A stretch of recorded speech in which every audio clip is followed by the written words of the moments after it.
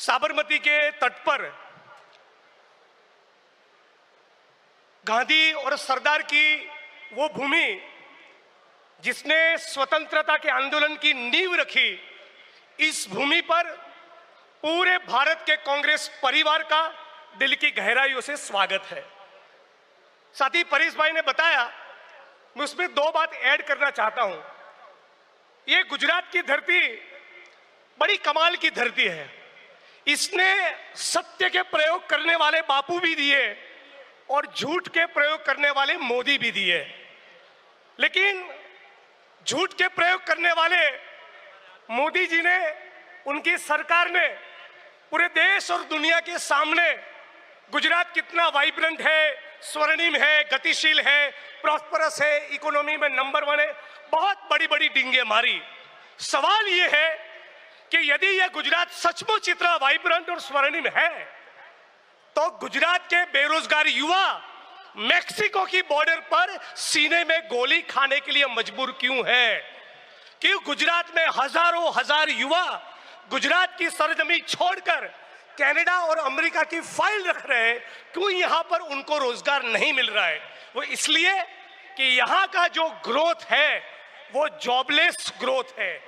अब गुजरात की भाजपा सरकार, उसका सैचुरेशन पॉइंट आ चुका है। वो अब के दौर के गुजरात के नई पीढ़ी के लोगों को, गुजरात के सपनों को, गुजरात की आकांक्षा को ये भाजपा की सरकार पूरा नहीं कर सकती। और इसीलिए हम सभी लोगों को एक बेहतर गुजरात के निर्माण का ब्लूप्रिंट पूरे कांग्रेस परिवार की ओर से देना पड़ेगा और वो हम देंगे। हम कहना चाहते हैं कि गुजरात डिजर्व्स बेटर। गुजरात आज जो परिस्थिति है उससे बहुत कुछ ज्यादा कर सकता है, बहुत कुछ बेहतर कर सकता है। 1960 से 90 तक का जो गुजरात था, गुजरात की सरकार ने यहाँ पर व्यापार वाणिज्य का जो संस्कृति था, जो परंपरा थी, उसको आगे बढ़ाते हुए बड़े बड़े उद्योग स्थापित किए। गुजरात इंडस्ट्रियल डेवलपमेंट कॉर्पोरेशन की यूनिट हो, बड़े बड़े डैम हो, इरिगेशन डिपार्टमेंट हो, IIT, IIM, सेप्ट, NID, ISRO, PRL, इरमा, MS यूनिवर्सिटी बड़ौदा, ऐसे बड़े बड़े कैंपसेस की स्थापना की, हेल्थ और एजुकेशन की नींव रखी। लेकिन अभी का गुजरात ऐसा है जिसमें 100 में से 45 बच्चे कुपोषित हैं। गुजरात में बनास डेयरी है, दूध सागर डेयरी है, अमूल डेयरी है, लेकिन फिर भी 100 में से 40-45 बच्चे कुपोषित हैं। हमें ऐसा विकास का मॉडल नहीं चाहिए। गुजरात में SC, ST, OBC, माइनॉरिटी, उनके लिए गुजरात सरकार के पास कोई बजट नहीं है।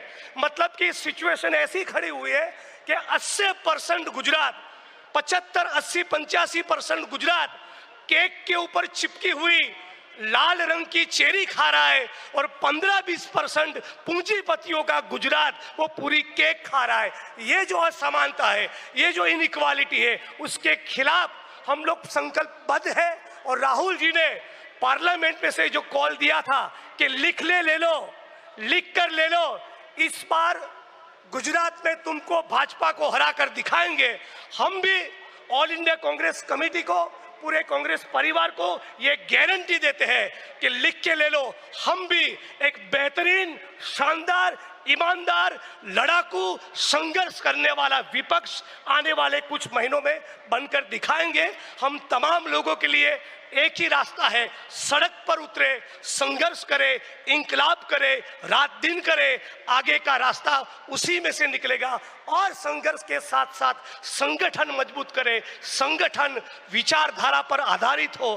गांधी, सरदार, फुले, बाबा साहब अम्बेडकर के जो विचारधारा थी, उनके जो वैल्यूज थे, स्वतंत्रता के आंदोलन के जो मूल्य थे, उस मूल्यों पर आधारित एक संगठन का निर्माण हो और सड़क पर संघर्ष करे, तो डेफिनेटली आगे का रास्ता गुजरात के लिए और पूरे भारत के लिए निकलेगा।